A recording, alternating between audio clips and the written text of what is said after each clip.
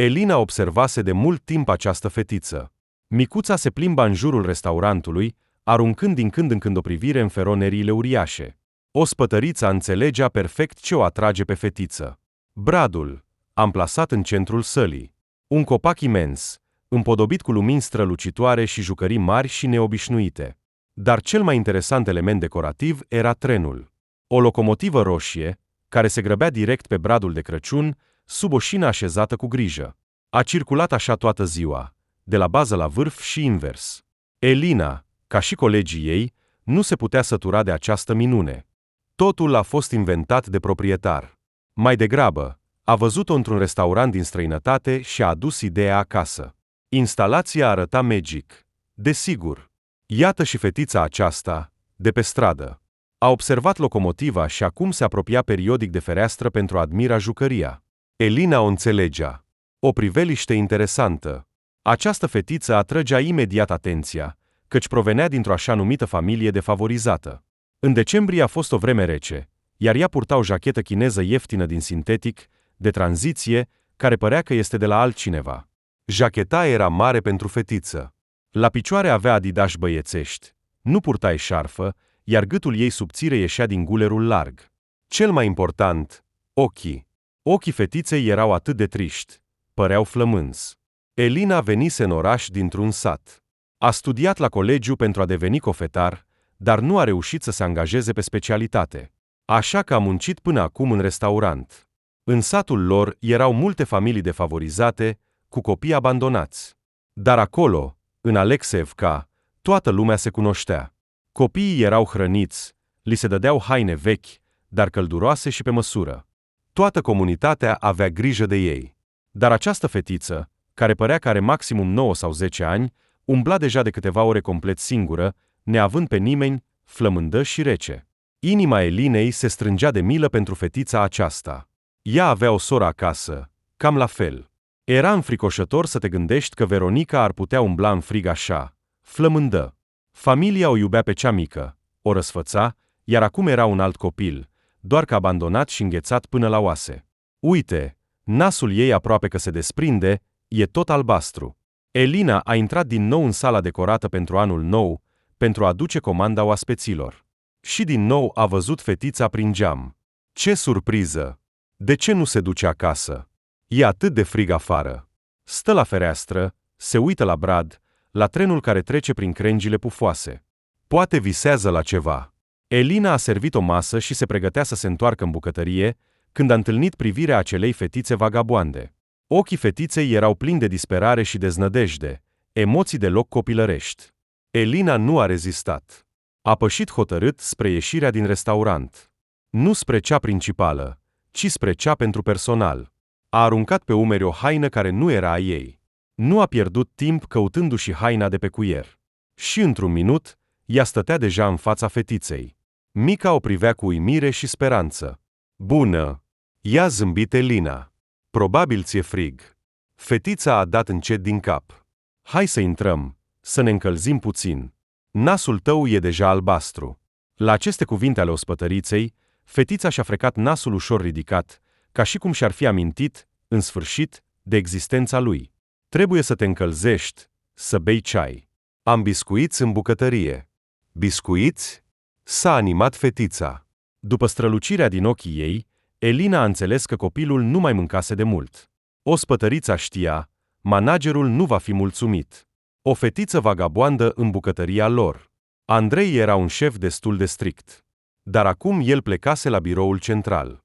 Acolo era o întâlnire anuală cu șefii. Cel mai probabil, va dura câteva ore. Cel puțin, așa a fost anul trecut. Când Andrei se va întoarce, fetița va părăsi deja restaurantul, încălzită și sătulă. Aceasta, desigur, este o mică favoare. Fetița va avea în față zile reci și flămânde, dar măcar astăzi va fi puțin mai fericită decât de obicei. Și iată-le în bucătărie. Ospătarii din schimb au înțeles dorința Elinei de a avea grijă de fetița vagaboandă. Bucătăreasa, mătușa Ecaterina, a luat-o pe mica oaspete sub aripa ei. A pus imediat în fața ei o farfurie cu supă aburindă și un bol cu chifle. Fetița s-a năpustit asupra tuturor acestor bunătăți, ca un lup flămând. Și doar șeful bucătar, Piotr, se uita la fetiță cu o ușoară dispreț. De ce ați adus-o aici? Încălcarea tuturor normelor igienice. Aici veți aduce păduchi sau purici. Elina știa că Piotr va cârcoti, dar nu va merge mai departe de atât. Nu o va da afară pe fetiță, nu va spune nimic lui Andrei despre oaspete. El este bun, Piotr. Doar că își creează o imagine. Și e. Uite, a prăjit special pentru fetiță o omletă în formă de inimă și a decorat-o cu legume. Cum te cheamă, draga mea? A întrebat mătușa Ecaterina, așezându-se lângă fetiță, care deja se săturase puțin și acum mânca mai încet și mai atent, savurând fiecare bucată. Dania. Dania? S-a mirat Elina. Dania este prescurtat, iar complet Danila. Mătușa Ecaterina și Elina s-au privit. Un nume neobișnuit pentru o fetiță vagabondă. Un nume frumos, a spus în cele din urmă Elina. Da, toată lumea spune așa, a zâmbit mândră mica Dania. Un nume frumos. Dacă singurul lucru pe care mama l-ar fi putut oferi fiicei sale ar fi fost un nume frumos. Alexandra, mama fetiței, nici ea nu știa de unde i-a venit acest nume. Poate că l-a auzit într-un serial sau l-a citit într-o carte cu mult timp în urmă. Îi plăcea Alexandrei, în vremurile ei, romanele de duzină. Tot timpul visa că va avea o viață ca a celor eroine, frumoasă, cu un bărbat grijuliu și frumos alături. Dar nu a reușit să se înțeleagă cu bărbații. Viața a fost foarte grea pentru Alexandra. La 16 ani, a fugit de acasă, fără prea multe gânduri și regrete. Acasă nu era, de fapt, un cămin. Alexandra a crescut într-un sat, într-o căsuță veche și înclinate, sub supravegherea bunicii bătrâne. Și se părea că nu era nici măcar de sânge. Se spunea că nepotul acelei bătrâne a adus-o pe viitoarea mamă a Alexandrei, deja însărcinată, iar din nevoia de a avea un copil, bunica a luat-o în grijă. Se spunea că a făcut asta pentru ajutoare sociale. Poate că așa a fost. Bunica nu s-a ocupat prea mult de educația fetiței. Între ele nu a existat niciodată o apropiere caldă. Așa că atunci când Alexandra, atunci o tânără, a fost chemată de un șofer de camion, Stepan, ea a acceptat fără intare. Nu o ținea nimic în satul ei natal. I se părea că o viață complet diferită, o viață mai bună, va începe în curând. Mai ales că Stepan era atât de îndrăgostit de ea. Cu Stepan, Alexandra a trăit 4 ani în apartamentul său mic. Oficial nu s-au căsătorit, dar au devenit părinții a 2 copii, o fiică, Ludmila, și un fiu, Stepan. Apoi, Stepan a început o nouă relație, iar Alexandra a pierdut ceea ce considera deja al ei, stabil, apartamentul, soțul, venitul soțului. Fără locuință și bani, cu 2 copii în brațe. Atunci Alexandra s-a alăturat unui alt bărbat. Acesta era și mai în vârstă decât Stepan. De la el a avut și alți copii. Dar apoi a murit. Rudele au dat-o afară pe concubină cu progeniturile din apartament. Și din nou, Alexandra a rămas singură. Numai că acum avea 5 copii, pe care trebuia să-i hrănească, să-i îmbrace, să aibă grijă de ei. Viața s-a transformat într-un maraton nesfârșit. Alexandra a locuit pe la prietene, pe la bărbați, a încercat să muncească. Nu știa să facă nimic, dar a lucra ca femeie de serviciu nu necesita prea multă inteligență, iar femeile de serviciu erau căutate peste tot. Numai că activitatea ei era împiedicată de sarcini constante, de copii mici și de pasiunea Alexandrei pentru băutură. Da, doar după ce bea, se simțea mai mult sau mai puțin om. Problemele se estompau în fundal, viața începea să capete culori complet diferite, iar în mintea limpede, Alexandra nu putea să stea. Realitatea părea prea înfricoșătoare și grea. Așa a apărut Dania în această familie. Mama ei, la acel moment, deja avea locuința ei. În perioadele de sobrietate, s-a adresat autorităților de protecție a copilului, administrației, chiar și jurnaliștilor. A povestit despre soarta ei complicată, spunând că se descurcă singură cu o mulțime de copii, fără un acoperiș deasupra capului, fără un loc de muncă normal. Alexandra a fost compătimită, susținută și chiar i s-a oferit un apartament cu 3 camere. Deci cu o renovare proastă și într-o zonă nu foarte favorabilă a orașului. Dar și acest lucru a fost o mare bucurie pentru femeie. Ce mai? În sfârșit, un colțișor al ei. La început, Alexandra chiar s-a pus pe treabă. S-a angajat ca femeie de serviciu la asociația de proprietari. Planificase să facă reparații în apartament, să schimbe feroneria la feronerie, să schimbe tapetul. Dar toate acestea s-au dovedit a fi o povară prea grea pentru umerii fragili ai Alexandrei. Era obișnuită să facă față vieții în alt mod, cu ajutorul unui pahar, așa că s-a întors la rutina ei, ieșind din ea doar pentru o scurtă perioadă. 10 copii. Da, deja 10, acum se înghesuiau într-un apartament cu 3 camere. Trăiau în sărăcie, purtau haine vechi primite de la vecini sau distribuite de centrul de servicii sociale. Dani. Fetița pur și simplu nu știa altă viață. Nu înțelegea, desigur, că există. Îi vedea pe colegii ei și pe copiii din curte. Pur și simplu nu a trăit niciodată altfel. Era obișnuită ca cei mari din familia lor să aibă grijă de cei mici. Știa că mâncarea bună se întâmplă rar, așa că, dacă avea ocazia, încerca să se sature din timp. Înțelegea că trebuie să păstreze aparențele de bunăstare în fața oamenilor. Să se prefacă că seamănă cu toți ceilalți copii. Altfel, îi vor lua la orfelinat, iar acolo este cu adevărat groaznic. Mama îi speria adesea pe fii și fiicele cu orfelinatul. Spunea că acolo copiii sunt bătuți și umiliți. Iar acasă, copiii aveau libertate și asta trebuia apreciat. Dania aprecia. Se temea foarte mult să ajungă la orfelinat. Fetița își iubea mama, își iubea frații și surorile. Da, trăiau în sărăcie, flămânzi, dar nimeni nu-i bătea, nu-i umilea. Mama nu permitea să le facă rău, cât timp era trează, oaspeților ei. Oaspeții veneau adesea.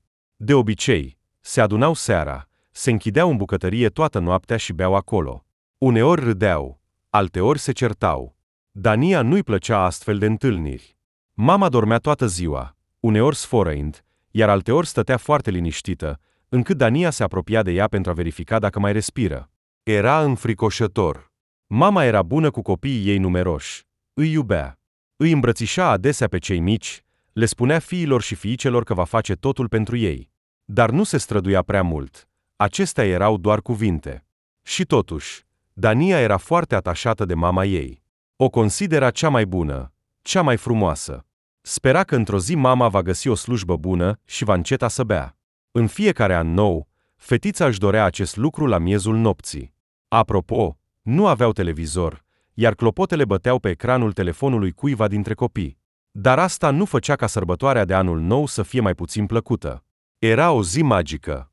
Mama pregătea întotdeauna ceva special, fie că frigea o pasăre în cuptor, fie că făcea gulaș.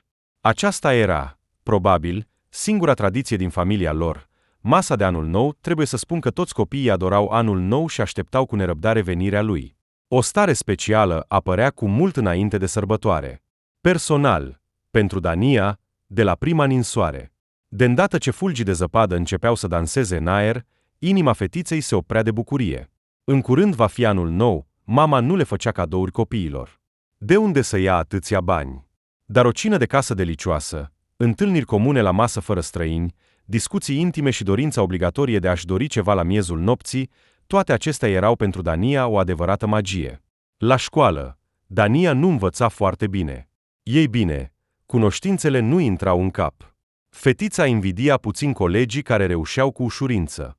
Iar Dania se străduia, cu cinste. Numai că, indiferent cât se străduia, unele lucruri rămâneau pur și simplu de neînțeles pentru ea. Învățătoarea o trata cu căldură. Îi explica teme dificile pentru ea, chiar îi făcea uneori mici cadouri, în principal rechizite. A văzut că mama Danei nu avea suficienți bani pentru toți copiii, așa că o ajuta puțin. În acea zi, în clasă era o sărbătoare. Copiii au primit cadouri dulci, iar Dania, de asemenea. Începuse să înțeleagă că mama ei probabil nu dădea bani pentru aceste dulciuri. Cel mai probabil, fie învățătoarea, fie alți părinți plătesc cadoul ei, pentru că toată lumea știe despre situația din familia Danei. Și fetița simțea un fel de rușine sau jenă. Dar totuși, bucuria de a avea bomboane și de a le putea împărți cu frații și surorile mai mici era mult mai puternică. Fetița mergea spre casă cu o stare de spirit ridicată. Mai era puțin până la vacanță. Nu, îi plăcea foarte mult școala. O clădire curată, caldă, luminoasă. O cantină cu mâncăruri delicioase. O învățătoare bună. Dar a se trezi dimineața era greu. Mai ales dacă mama a avut o petrecere noaptea. Și Dania se bucura că acum se va odihni. Fetița a decis să se plimbe puțin prin centrul orașului, împodobit. Nu-i plăcea să se întoarcă acasă. Acolo era frig acum, pentru că feroneriile erau vechi. Mama voia să pună feronerie plastică, dar de unde să ia bani? Dania înțelegea deja că este foarte scump.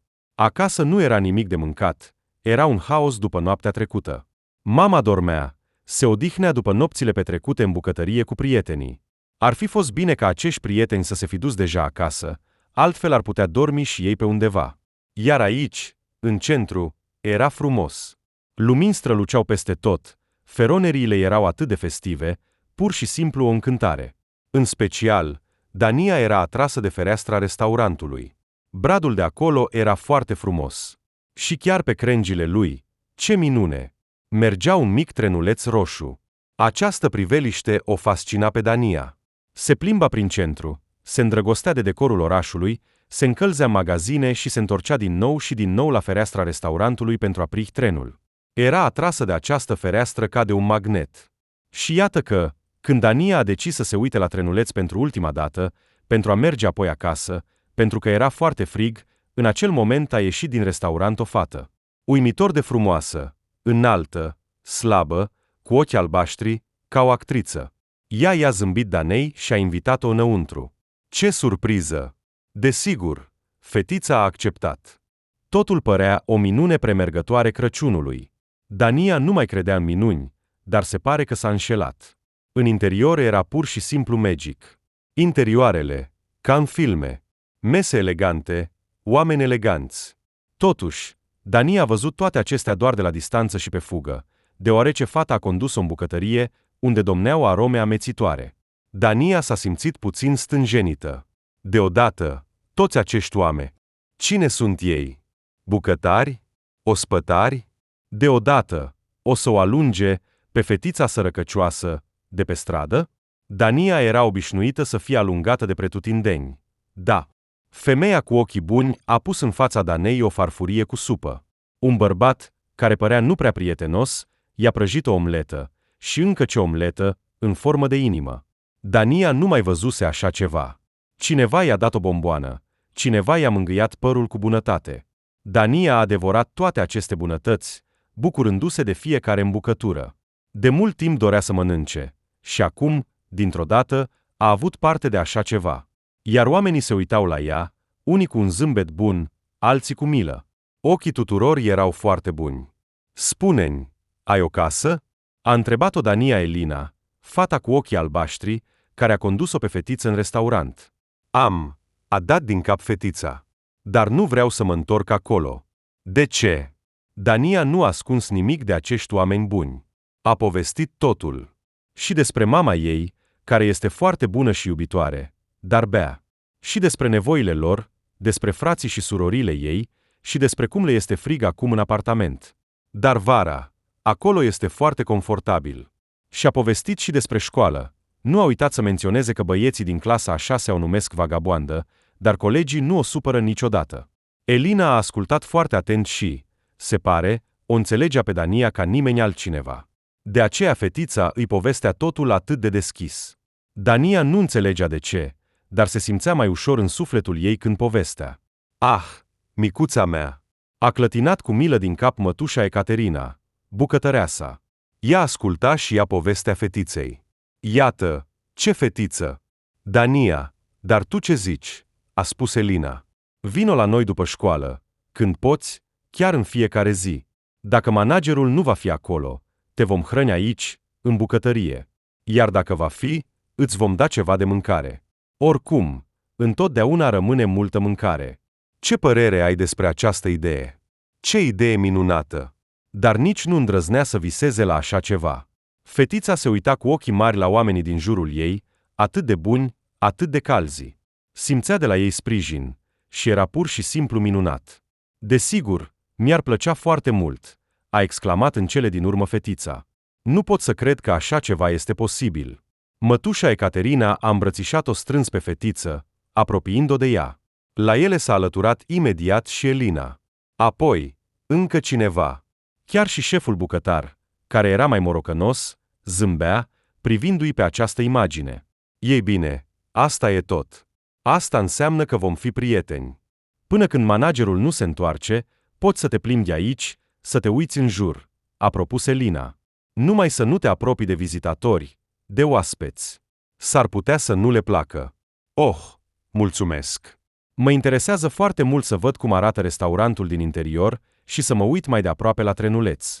Trenulețul? Da. Asta, desigur, este o minune, a zâmbit Elina. Du-te și uită-te la el. Chiar este o chestie interesantă. Dania a plecat să exploreze restaurantul. Erau mai multe săli. Fiecare dintre ele era decorată într-un stil propriu. Una ca o cameră dintr-un palat, scaune cu spătare de catifea și picioare răsucite, tablouri pe pereți. Alta, ceva de genul unei cafenele sau cantine din viitor. Suprafațe cromate, minimalism. A treia sală a impresionat-o pe Dania cu feroneriile sale false. Acestea erau ecrane care imitau o vedere luxoasă, plajă, valuri care se spulberau pe nisip, palmieri.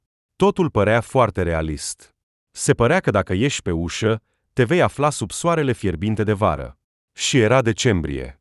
În cele din urmă, Dania a ajuns în cea mai mare sală, în cea în care se afla bradul, pe crengile căruia circula trenul roșu. Era cea mai mare și cea mai frumoasă încăpere. Dania a înconjurat încet bradul, admirând jucăriile neobișnuite. Aici erau păpuși în rochii frumoase, globuri colorate și țurțuri, moși Crăciuni minusculi, fulgi de zăpadă. Nu se mai sătura de privit. Și Dania admira și vizitatorii. Aceștia erau oameni dintr-o lume diferită. Eleganți, veseli, păreau ireali. În special, fetiței i-a plăcut un cuplu, un bărbat și o femeie. Ei stăteau la fereastră. Ea era incredibil de frumoasă, pur și simplu ca o fotomodel din internet. Ochi enormi, albaștri, obraje bine conturați, buze pline. Tot ce făcea era elegant și părea că nu este deloc forțat, ci foarte natural. Această femeie se uita la bărbatul din fața ei cu o privire caldă și iubitoare. Se părea că îi cere ceva. Dania nu putea să deușească cuvintele, stătea prea departe. Bărbatul arăta, de asemenea, ca un erou de film. În special, zâmbetul său era frumos, alb și larg. Zâmbea des. Dania, deși era foarte mică, a înțeles imediat. Acești doi se iubesc sincer. De aceea era atât de plăcut să te uiți la ei. Fetița și-ar fi dorit, când va fi mare, să stea și ea așa într-un restaurant cu o persoană care o privește cu o privire caldă și iubitoare. Asta ar fi fost o adevărată fericire. Numai că când va crește, și, de asemenea, este puțin probabil să aibă vreodată o astfel de viață. Bărbatul a primit un telefon. A răspuns, încruntându-se. În sală se auzea muzica, așa că, probabil, acest om nu auzea bine interlocutorul. El a zâmbit femeii, i-a spus câteva cuvinte și a ieșit în vestibulul restaurantului. Acolo era mai liniște, acolo putea termina conversația în liniște.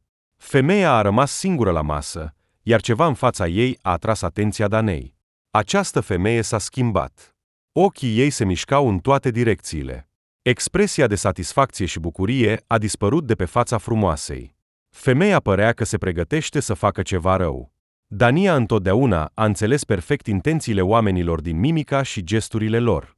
Încă din copilărie. De multe ori, acest lucru a salvat fetița de unii dintre oaspeții mamei sau de oameni răi pe stradă. Și acum, Dania știa cu siguranță. Această femeie nu era atât de drăguță și bună pe cât părea la început. Ea doar se prefăcea. Era evident că se comporta astfel în fața partenerului ei.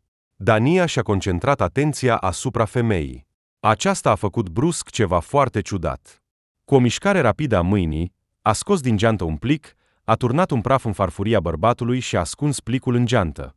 Totul s-a întâmplat în câteva secunde, după ce s-a asigurat că nimeni nu o observă.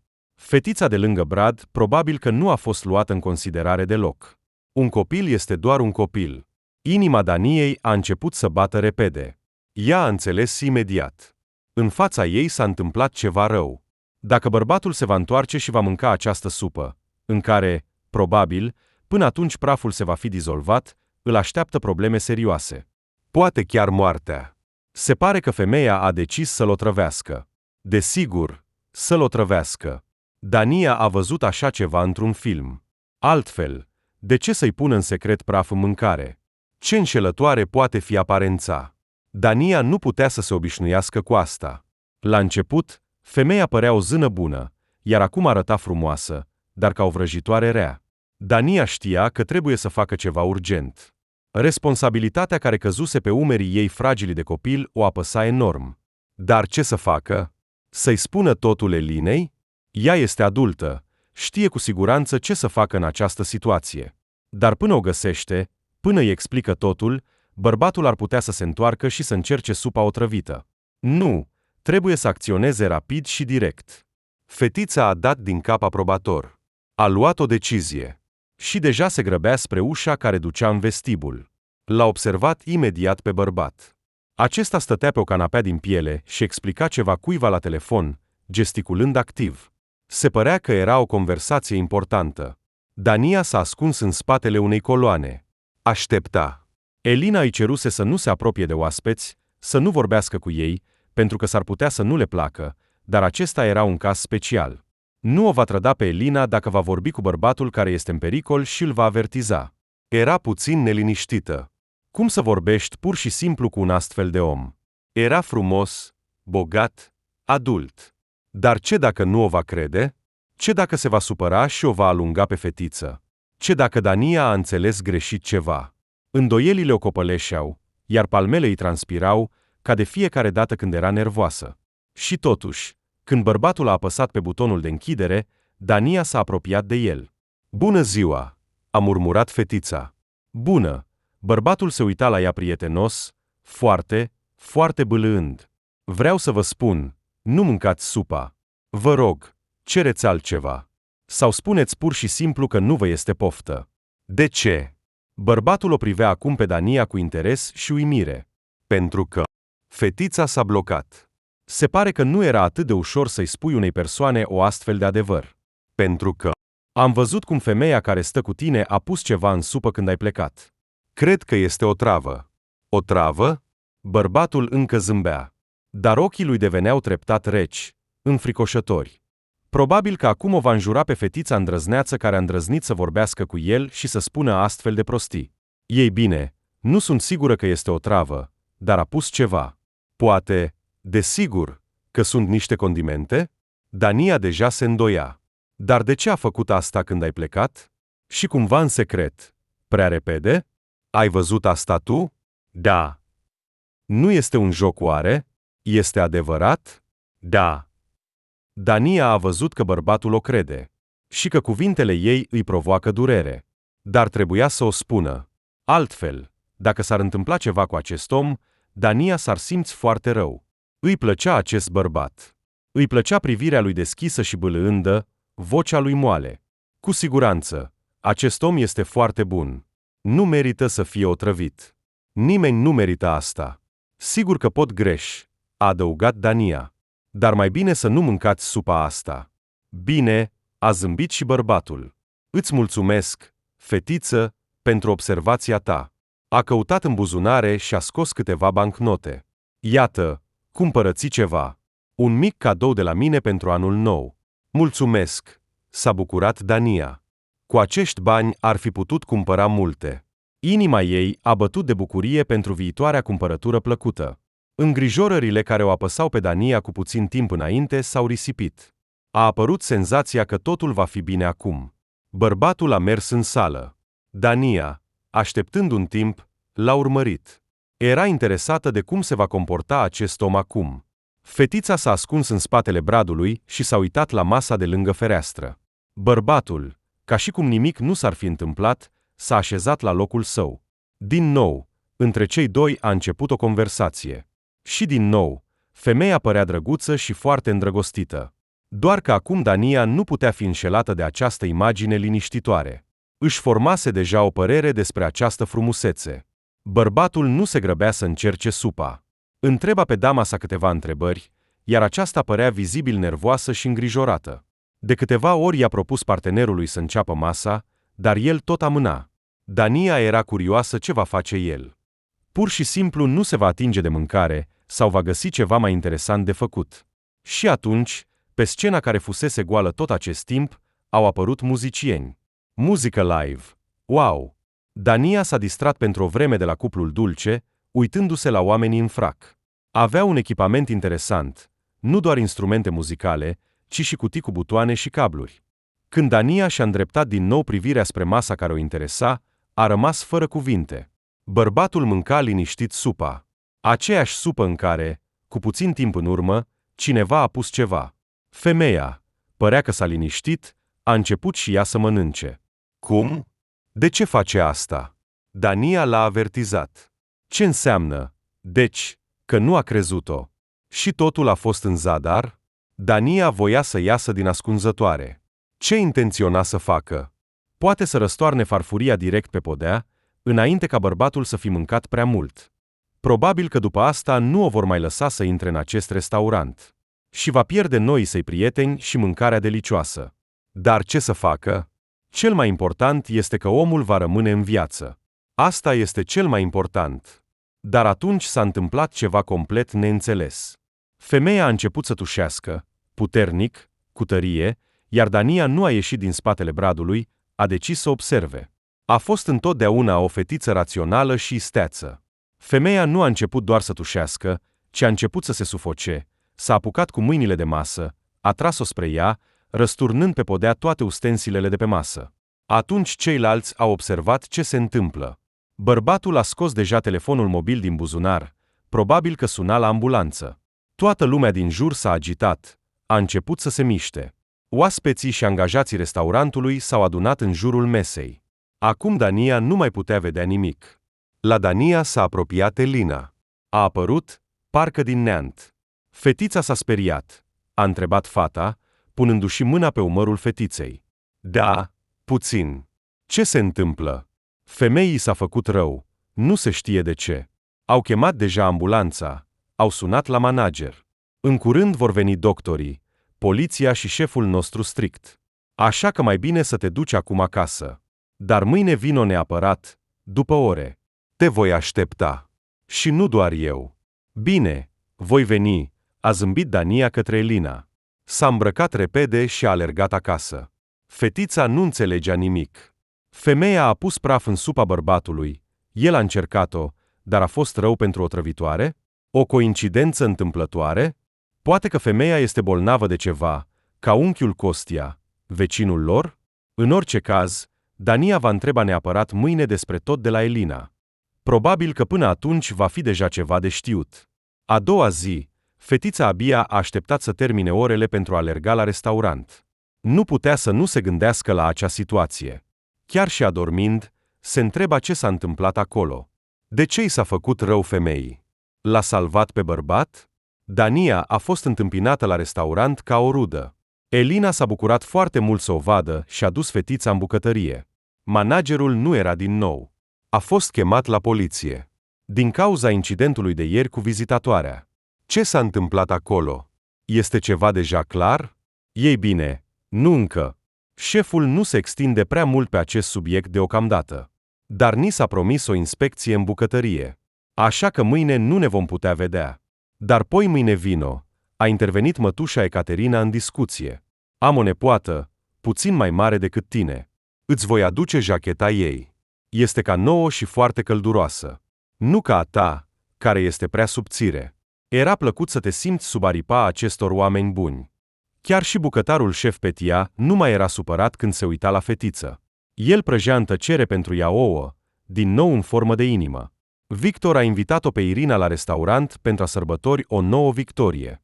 Da, în anul care vine va deschide o filială a stației de benzină într-un alt oraș, cucerind un nou teritoriu. Afacerea lui crește, iar veniturile, în consecință, de asemenea. Dacă totul decurge conform planului, în curând va atinge un nivel complet nou. Victor avea tot dreptul să fie mândru de sine, deoarece a realizat atât de multe. Tatăl său a murit brusc. Victor tocmai terminase universitatea și tatăl său i-a lăsat moștenire singura sa stație de benzină. Aceasta era pe cale de a se închide. Sincer vorbind, era pe ultima 100 de metri. Victor nu-și imagina la început ce să facă cu toate acestea. Nu a avut o relație apropiată cu tatăl său, trăiau separat. Se vedeau din când în când. Așa, părinții îi făceau cadouri cu ocazia sărbătorilor, plăteau pensia alimentară regulat, cât timp erau obligați. Numai că nu s-au format relații calde între ei. De aceea, Victor a fost foarte surprins când a aflat că tatăl său i-a lăsat benzinăria, nu cuiva dintre fiicele sale din căsătoria a doua. Nu și-a supărat fetele, murmura mama.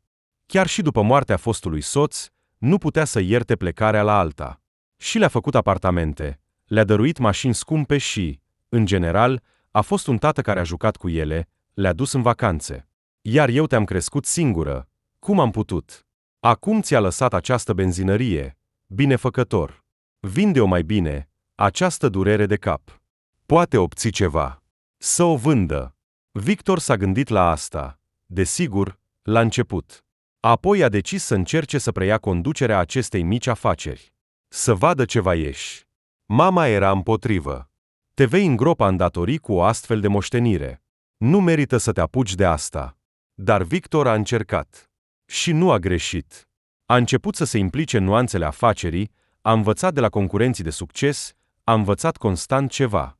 În cele din urmă, a simțit adrenalina. A decis cu orice preț să reînvie și să întărească afacerea tatălui său. Și Victor a reușit. Nu imediat. Desigur, pe acest drum au fost multe dificultăți, inclusiv datoriile pe care mama îi le prezisese. Dar Victor știa deja multe și înțelegea. Totul va merge bine. Și, în cele din urmă, a reușit. Acum Victor era proprietarul unei întregi rețele de stații de benzină. Filialele se deschideau nu doar în orașul natal, ci și în toată țara.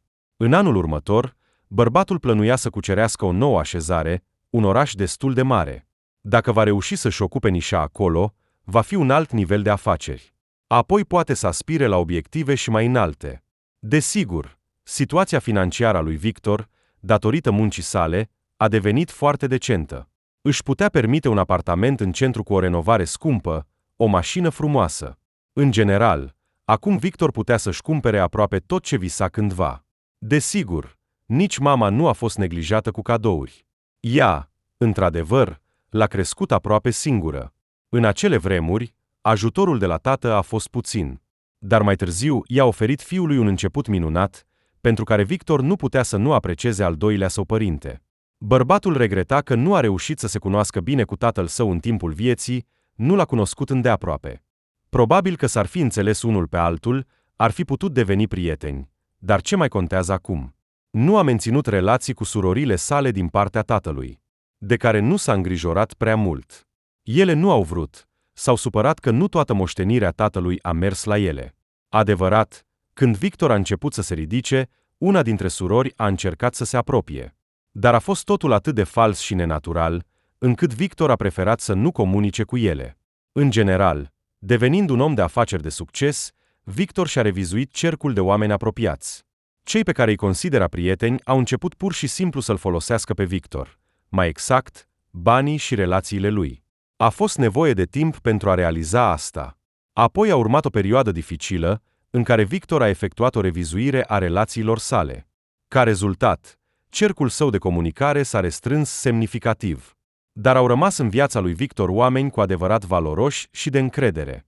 Erau destui, ceea ce, desigur, îl bucura. Da, Victor știa să fie dur atunci când era necesar, altfel nu poți construi o afacere. Din acest motiv, unii îl considerau un egoist nemilos. Ce să faci? Este dreptul lor. Victor a înțeles de mult că nu trebuie să se schimbe pentru a-i face pe alții fericiți. Devenind o persoană de succes, Victor a realizat că are o problemă. Acum nu putea construi relații complete cu femeile, pentru că nu ducea lipsă de ele.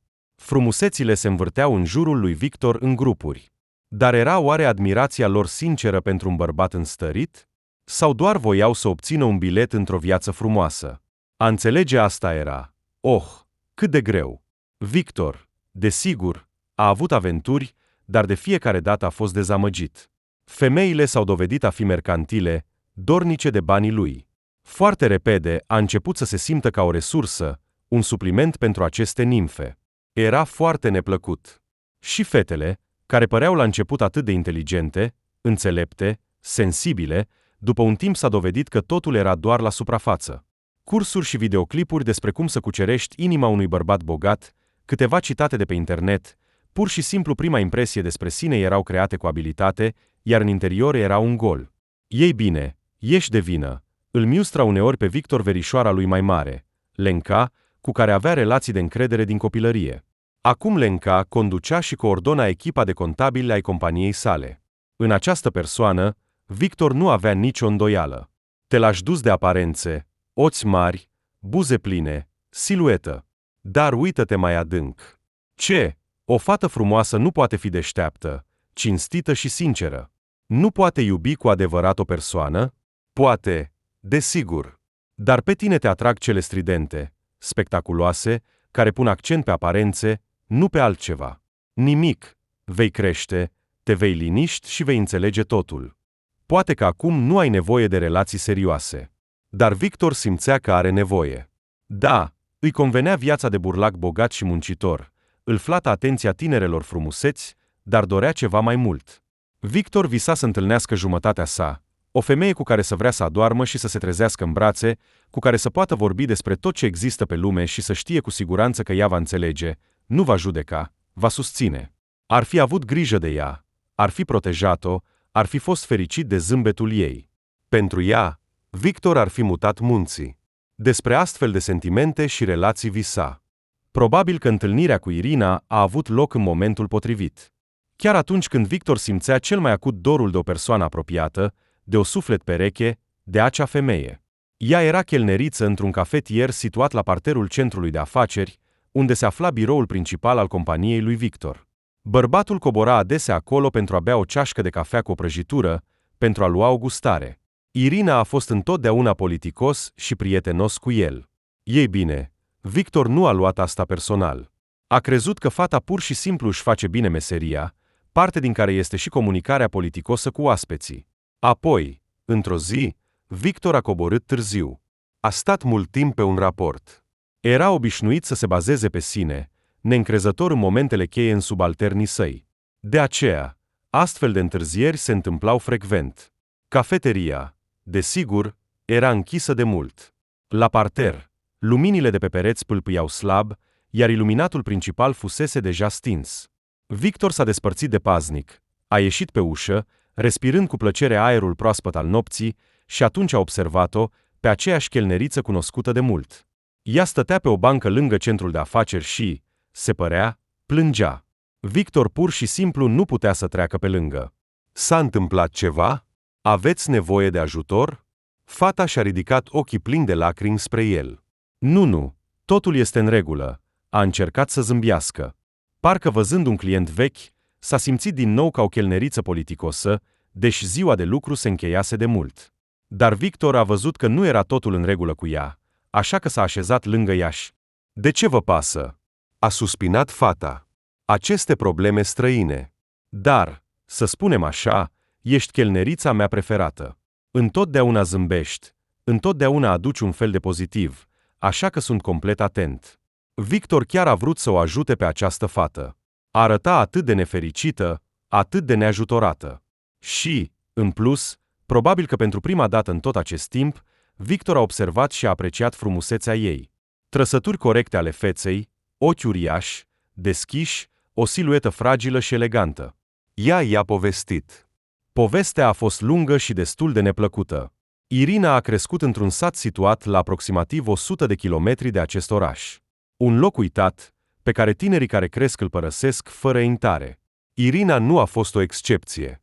Visa să devină designer, dar nu a fost acceptată la colegiul ales, nu a avut abilitățile necesare, priceperea.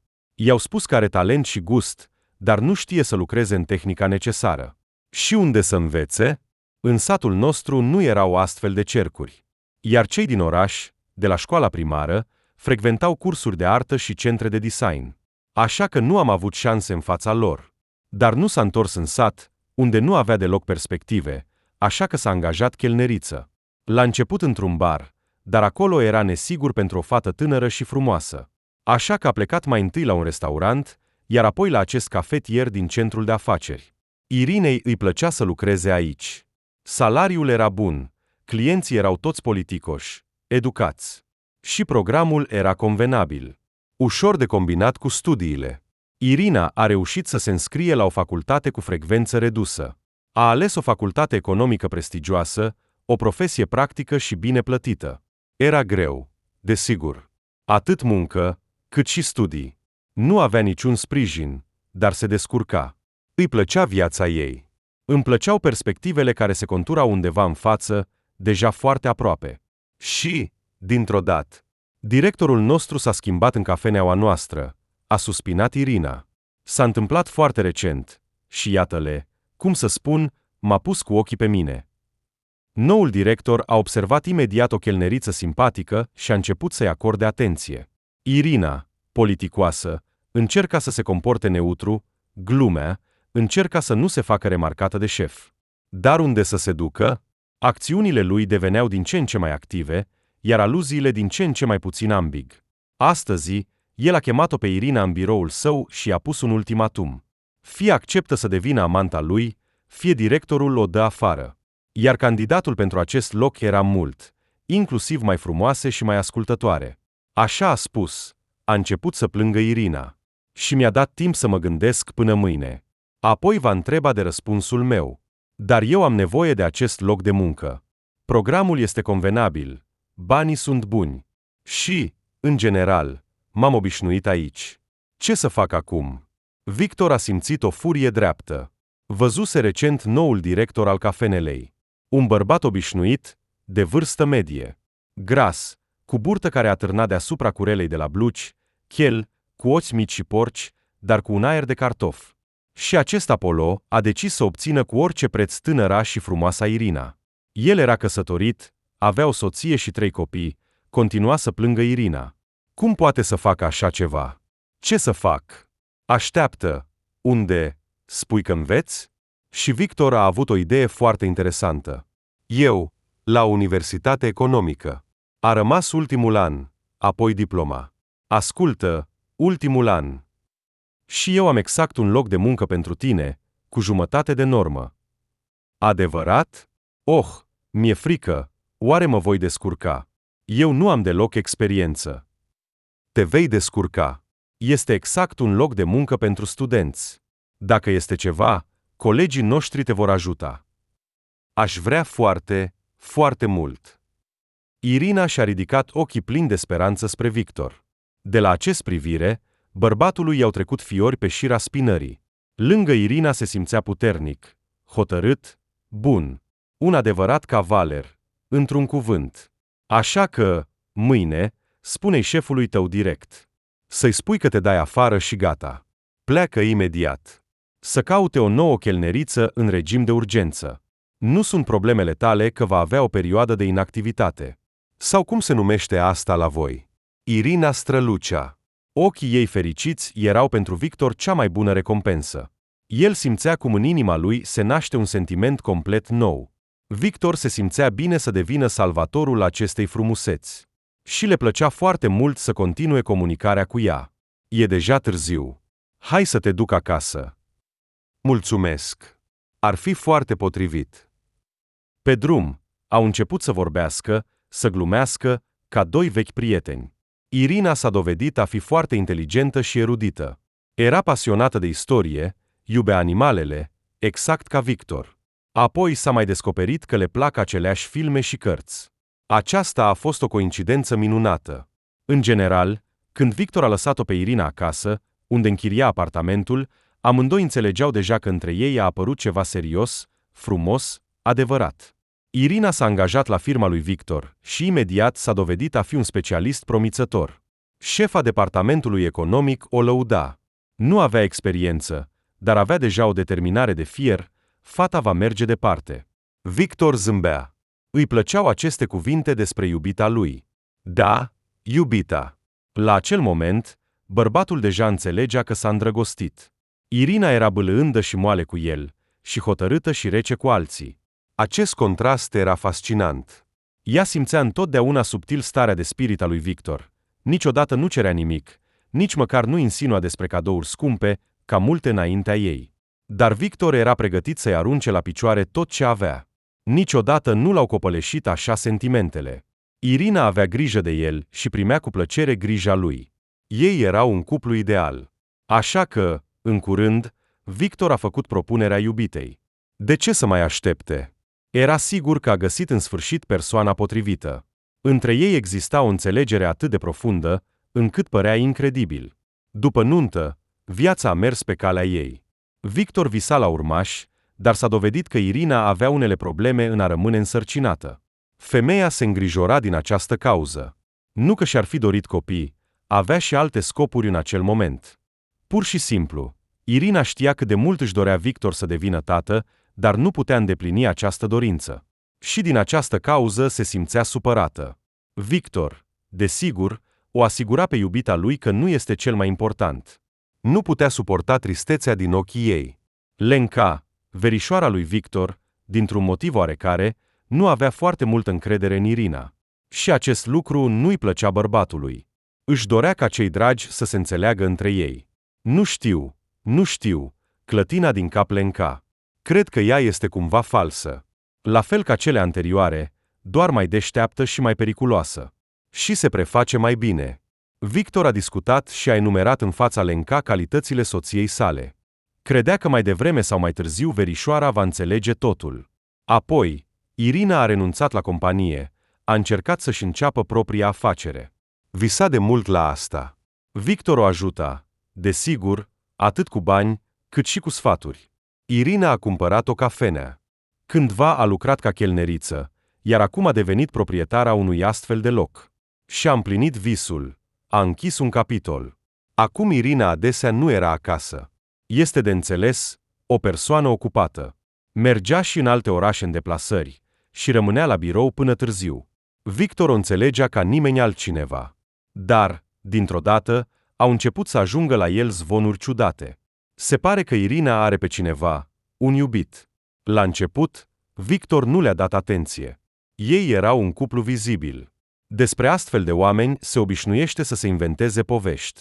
Dar apoi aceste aluzii au devenit mai multe, iar Irina, de parcă ar fi rămas aceeași, iubitoare, sensibilă, grijulie, dar în același timp a început să se distanțeze. În general, Victor a început să aibă unele suspiciuni, totuși, vagi, neformate, neîntărite cu nimic. Așa, pur și simplu, o umbră a căzut asupra relațiilor lor ideale, ușor. În acea zi, Victor a decis să-i facă Irinei o surpriză. A invitat-o la restaurant chiar în mijlocul zilelor de lucru. A încheiat un contract profitabil. Acum va avea o filială într-un oraș promițător. Pentru familia lor, aceasta însemna mult. Un astfel de eveniment trebuie să fie sărbătorit. Irina a fost de acord imediat, cu bucurie și plăcere. Victor s-a bucurat. El credea că va trebui să o convingă. În ultima vreme, soția lui era o persoană foarte ocupată. Bărbatul a ales din timp restaurantul. De la cunoscuți a auzit de multe ori că în acest restaurant sala centrală este foarte frumos și neobișnuit decorată. A vrut să se cufunde în povestea premergătoare a anului nou, să stea într-un mediu plăcut. Oamenii nu au mințit. Decorul restaurantului într-adevăr impresiona. Victor i-a povestit Irinei despre victoria sa, ea s-a bucurat pentru soț. Ai fost întotdeauna deștept, de succes și hotărât. Nu am avut nicio îndoială în tine. Ea îl privea din nou pe soț, ca și acum câțiva ani, cu aceeași devotament, cu aceeași admirație. Când Irina era așa, Victor uita complet de toate zvonurile și suspiciunile, permițându-și pur și simplu să fie fericit alături de femeia iubită. Au decis să înceapă cu supa de brânză, iar apoi să comande ceva pentru desert. Ceva special. Până la urmă, este o sărbătoare. Și atunci Victor a primit un telefon. Era asistentul său, Serghei. A apărut o problemă care necesita intervenția urgentă a șefului. În sală se auzea muzica, așa că Victor, cerându-și scuze de la Irina, s-a retras în hol. Și acolo, când a terminat conversația și se pregătea să se întoarcă la soție, tocmai acolo s-a apropiat de el acea fetiță. Mică, palidă, slabă, cu un nas ascuțit, ochi mari, în haine vechi, evident de pe altcineva. Și ea a început cu seriozitate să-l convingă pe Victor că Irina i-a pus ceva în supă. La început, Victor a vrut să o ignore pe fetiță, nu era momentul pentru jocuri de copii. Dar ceva în vocea și ochii ei spunea că fetița nu minte. Sau, cel puțin, era sigură că totul este adevărat. Poate că Victor nu ar fi acordat atenție cuvintelor copilului. Dar ceea ce se întâmpla în ultima vreme între el și Irina, totuși, îl îngrijora puțin. Bărbatul s-a întors la masă, dar nu se grăbea să atingă supa, deși soția îi sugera să nu întârzie, deoarece felul de mâncare aproape se răcise. În acel moment, Muzicienii au urcat pe scenă și au început să-și aranjeze instrumentele. Ceva a căzut cu un zgomot puternic, Irina s-a întors și înainte ca Victor să-și dea seama ce face, a schimbat farfuriile lor. Rapid, practic într-o clipă. Și a început să mănânce. Irina, văzând că soțul a început să mănânce, părea că s-a bucurat și a luat și ea lingura. După un timp, i s-a făcut rău. Irina a început să tușească, apoi a început să se sufocă.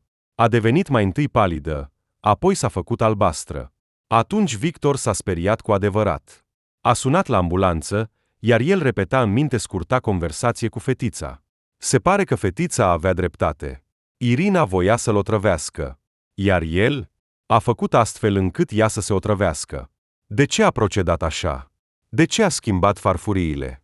Probabil că nu a crezut până la capăt că fetița a văzut cu adevărat acea scenă cu pudra. Dar ce dacă Irina acum va muri? Ambulanța a sosit repede. Irina a fost transportată pe targă în mașină. Victor a mers cu ea. Femeia respira greu. Medicii se ocupau de ea, îi făceau injecții, au conectat perfuzia. Totul era în zadar. Ce are? Are vreo boală cronică? Întreba medicul tânăr. Pe el nu se vedea deloc fața. Poate că este o otrăvire? A rostit Victor. Otrăvire? Ce fel de medicament? Este cunoscut? Vorbiți repede. O vom pierde. Este important. Cu buzele albastre, din ultimele puteri, Irina a numit medicamentul, salvându-și astfel viața și confirmând în același timp că într-adevăr a vrut să-l otrăvească pe soț. Cu acest venin care acum se răspândea în organismul ei. Pentru Victor, totul a devenit clar ca ziua în acel moment. Irina a fost salvată, datorită faptului că medicamentul era cunoscut. Altfel, până ar fi realizat medicii ce se întâmplă, ar fi fost deja prea târziu. Dacă Victor ar fi gustat din supă, nu ar fi avut nicio șansă. Căci cu greu otrăvitorul ar fi ajutat medicii. Apoi a urmat o anchetă lungă. Irina a recunoscut totul. Dovezile erau împotriva ei de necontestat. În sală erau camere, iar pachetul cu venin a fost descoperit tocmai în geanta ei. Povestea s-a dovedit a fi banală. În general, o fetiță din provincie dorea o viață frumoasă și în același timp era îndrăgostită de un băiat din satul ei, sincer și profund. Ei plănuiau să fie împreună după ce vor trimite în lumea celor drepți persoana care le-ar asigura un viitor fără griji, Victor. Irina a organizat atunci întâlnirea lor, s-a pregătit cu grijă. Mai întâi a aflat totul despre obiectul dorinței, de aceea Victor a fost surprins de cât de bine se potrivesc. Iubesc aceleași lucruri, privesc lumea în același mod. Irina se pregătea pur și simplu, îl studia. S-au căsătorit. Pasul următor a fost eliminarea lui Victor. Pentru ca nimeni să nu le împiedice fericirea Irinei și a iubitului ei. Ca văduvă legală a unui om de afaceri, ea ar fi moștenit o mare parte din averea defunctului și ar fi devenit bogată și liberă. Au decis să folosească un venin rar și periculos. Cel mai important, se descompunea rapid în organism, așa că, după moartea unei persoane, stabilirea cauzei ar fi fost, ei bine, aproape imposibilă. Un plan ideal, părea, dar soarta s-a amestecat. În forma unei fetițe mici, ascunse lângă brad. Ea a văzut totul și l-a avertizat pe Victor. El a crezut în ea dintr-un motiv oarecare, așa că a schimbat farfuriile pur și simplu din obișnuință. Apoi totul s-a întâmplat așa. Irina și complicele ei au fost condamnați.